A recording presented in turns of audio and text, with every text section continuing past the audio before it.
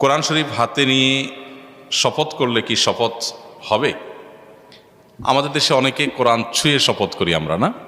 কোরআনে হাত রেখে কসম করি।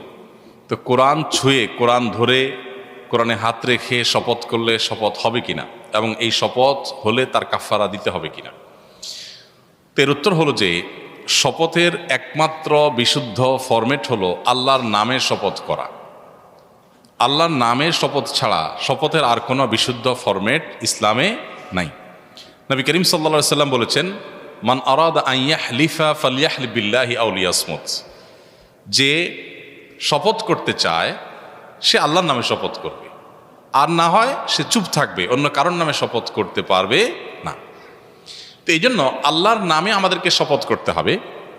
আল্লাহর শপথ, রহমানের শপথ, রহিমের শপথ, কাবার মালিকের শপথ, তার শপথ যার হাতে আমার জীবন, তার শপথ যিনি আমাকে সৃষ্টি করেছেন, তার শপথ যিনি আমার পালনকর্তা, আসমান জমিনের মালিকের শপথ। এইভাবে শপথ করা যায়। এগুলো সবগুলো ঘুরে ফিরে আল্লাহর নামেই শপথ হয়।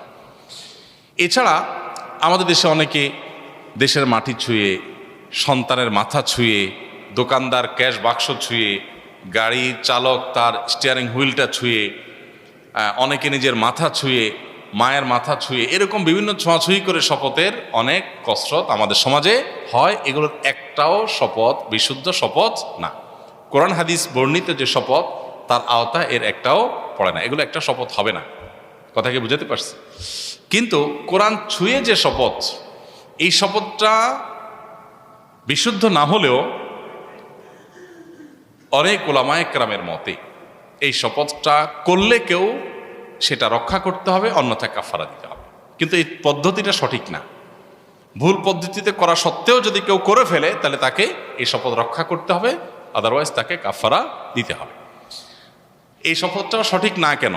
কারণ নবী করিম সাল্লাল্লাহু আলাইহি সাল্লাম, সাহাবায়ে কেরাম তাদের যুগে চামড়ায়, চাড়ায় যেখানেই কোরআন লেখা ছিল এরকম কোনো কিছু স্পর্শ করে তারা শপথ করেছেন, ধরে ছুঁয়ে শপথ করেছেন, এরকম কোনো নজির কোরআন হাদিসে পাওয়া যায় না। এজন্য এরকম ধরে শপথ করা কোনো বই, কোরআনের আয়াত, শপথ ছুঁয়ে শপথ করা, ধরে শপথ করা, এরকম কোনো নজির ইসলামে নাই, কোরআন হাদিসে নাই। বিধায় এটা কোনো সঠিক শুদ্ধ শপথ না। আল্লাহর কালাম এটা আল্লাহর সিফত, অতএব সেটার শপথ হতে পারে। মূলত আমাদের দেশে যারা কোরআন ছুঁয়ে শপথ করেন, অনেকে হয়তো আল্লাহর কালামের শপথ করছেন, সেটাই তিনি বুঝাচ্ছেন। বাকি পরিভাষাটা হলো যে ওটা ছুঁয়ে শপথ করা।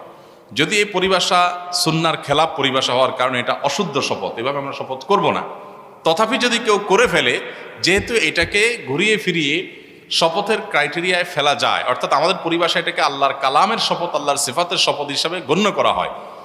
আর শপথ এ সম্পর্কে দুররে মুখতার, ফতোয়া স্বামী সহ বিভিন্ন ফতোয়ার কিতাবগুলোতে উল্লেখ আছে যে এটা ওরফ বা সামাজিক রীতি নির্ভরশীল একটি বিষয়। অর্থাৎ কোনো সমাজে শপথের কোনো রীতি যদি প্রচলিত হয়, সেটাকে শপথ হিসাবে সাধারণত গণ্য করা হবে যদি শপথের ক্রাইটেরিয়া কোনোভাবে সেটা পড়ে, ব্যাখ্যা করেও পড়ে। অতএব আল্লাহর কালাম, এই কোরআন, এটা ছুঁয়ে শপথ করা মানে আল্লাহর কালামের শপথ করা, সেই ব্যাখ্যা করা যায়। সেই জায়গা থেকে যদি কেউ এরকম করে ফেলে তাকে ওই শপথ রক্ষা করতে হবে, না হলে কাফারা দিতে হবে। কাফারা কি? 10 জন মিসকিনকে শপথ যদি ভঙ্গ করেন আপনি, তাহলে কাফারা হলো আপনি ভবিষ্যতে কোনো কাজ করবেন বলছেন শপথ করে, আল্লাহর কসম এটা করবো, কিন্তু করলেন না, তাহলে আপনাকে 10 জন মিসকিনকে খাদ্য দিতে হবে। আর না হলে 10 জন মিসকিনকে, মানে একদিনের খাদ্য দিতে হবে 10 জন মিসকিনকে। আর নাহলে 10 জন মিসকিনকে মিনিমাম যে পোশাক না হলে নয় এরকম পোশাক দিতে হবে 10 জন মিসকিনকে। আর না হলে 3 দিন রোজা রাখতে হবে। তাহলে সেক্ষেত্রে শপথের কাফারা আদায় হবে। আর এ ধরনের শপথ, অর্থাৎ কোরআন ছুঁয়ে শপথ, এটা মূলত আমরা সাধারণত দেখি খ্রিস্টানদের মধ্যে, তারা বাইবেল ছুঁয়ে শপথ করে। অন্যান্য ধর্মাবলম্বীদের মধ্যে বিভিন্ন ধর্মগ্রন্থ, এটা যে বা যারাই চালুক করুক না কেন, এই ব্যাপারে নিশ্চিত যে এটা কোনো ইসলামের পদ্ধতি, শপথের পদ্ধতি না। বিধায় আমরা অ্যাভয়েড করব, আমরা মুখে শপথ করব। আমাদের দেশে সাধারণত মানে বিষয়টাকে ওয়েটফুল করার জন্য, বিষয়টাকে খুব বেশি গুরুত্ব বোঝানোর জন্য আমরা মুখে শপথ করলে মনে হয় যে না, শপথটা মনে হয় একটু আদা আদা আছে, এই জন্য কোরআন ছয়। এই পদ্ধতিটা থেকে আমাদের বেরিয়ে আসতে হবে। এটা কোনো সঠিক পদ্ধতি না। বুঝাতে পারছি?